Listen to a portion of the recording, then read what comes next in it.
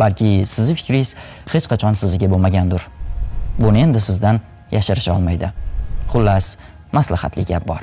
Bu opaga diqqat qiling. U eksperimentning haqiqiy ishtirokchisi. Qolganlar aktyor. Har safar tovush chiqqanda yollangan odamlar o'tirib tura boshladi. Ijtimoiy bosim tufayli bu harakatning sababini bilmasa-da, 3-marta bu ish amalga oshirilganda opa ham atrofdagilarga qo'shildi. Ongsiz ravishda. So'ng aktyorlar birin-ketin sahnadan chiqarildi. Endi haqiqiy ishtirokchining o'zi qoldi, ammo u o'tirib turishni to'xtatgani yo'q. Ongsiz ravishda. Endi yana bir mehmon tashrif buyurdi. U ham vaziyatdan bexabar, biroq opadan sabab negaligini so'radi. Opa esa hamma shuni qilayotganda men ham bajaryapman dedi.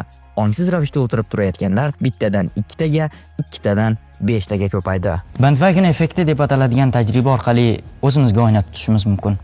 Hayosizlikning odatiy holga aylanishi-yu 2 kere 2 5 desa ishonib ketaveradiganlarning ko'payishini shunga bog'lasak bo'ladi. Hatto ayrim siyosiy jarayonlarni ham. Hamma shunday deb o'ylayapti.